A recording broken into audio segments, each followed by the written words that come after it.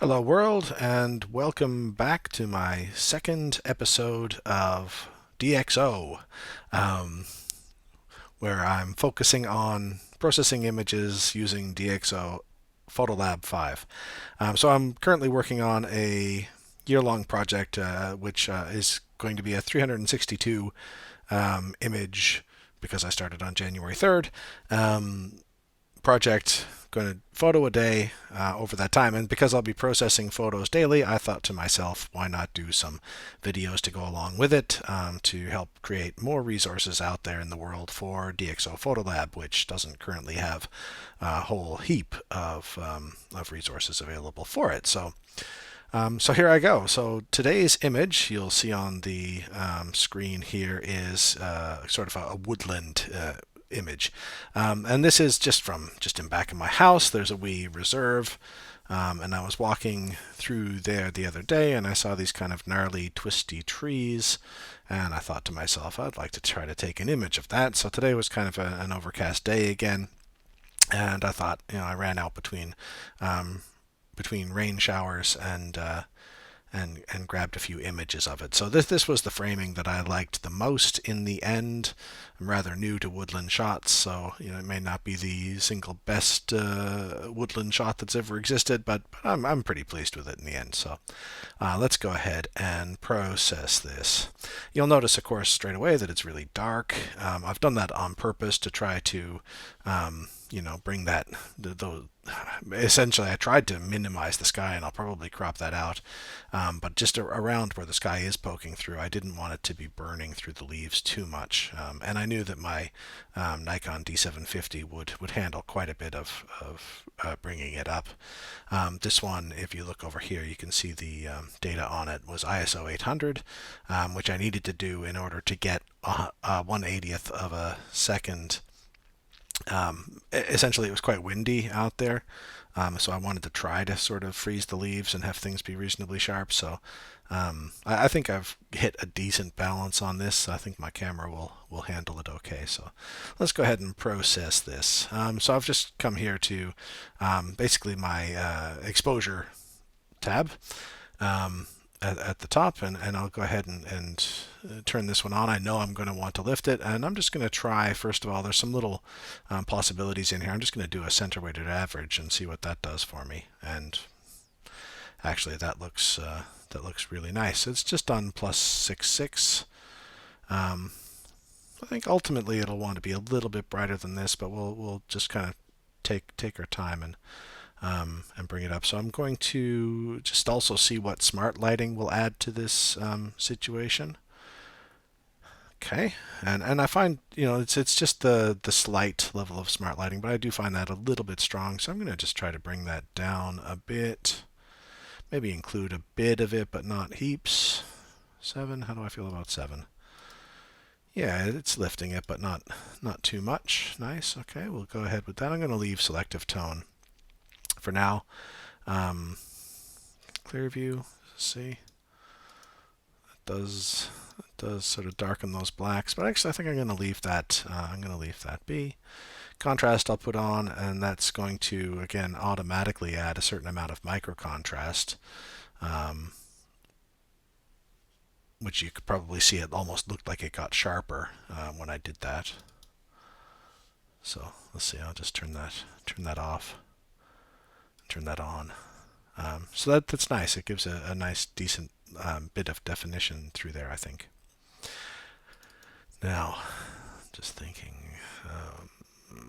do I want... No, I'm actually not liking that. I might actually pull the contrast there down a touch. For now, we'll see how we go. Cool. Nice, and I'll probably come back to the tone curve here and play around with that a little bit later on, but I'm going to leave that for now. Now, before I move on any further, I'm going to do a couple of things. I'm going to crop to get rid of this bright bit of sky here. I might leave a bit of this stuff over here, but this one's just too much. So I'm going to go unconstrained and just grab the wee handle here and pull that in and see what I get there. might pull that one in a touch too. Let's see. Oops. I've obviously just moved it there. That's all right. I'll fix that in a second. Want that to have some breathing room. This tree here, that is. I don't want it to get too close to the edge because it's quite a dominant tree. I want it to feel like it's got some space there, so I won't go too far. And then bring this in maybe to about there. Just see what I feel about that. Yeah, not too bad. Not too bad. What does it feel like? What does it feel like? It feels like maybe up a smidge as well. See how I'm feeling about that. Yeah, that's all right. That's all right. I also notice, I noticed just after I took the photo, and I thought I'd leave it because it gives an opportunity to, look at the healing tool. There's a little bit of rubbish down there, so I'm going to grab the healing tool up here. Let's come down here, and you notice when I grab the healing tool, it's now showing me the things that are outside of the crop as well, because it might, when it's picking replacement for that, it might pick something from outside. So I want that on repair. That's all good, and I probably want it a bit bigger. Yeah, we'll just leave that for now and see what we get. Just gonna scrub over it, and boom, lovely, perfect. You can see here, if I do show mask, you can see it shows you the spot that was selected, and if I click on it, it'll show you where it's come from as well. So you can actually, if you don't like what it's picked, take it over there, for example, and have it do that. But actually, I think it picked a pretty nice wee bit by default. So I'll go ahead and leave that. Turn off the masks and close that.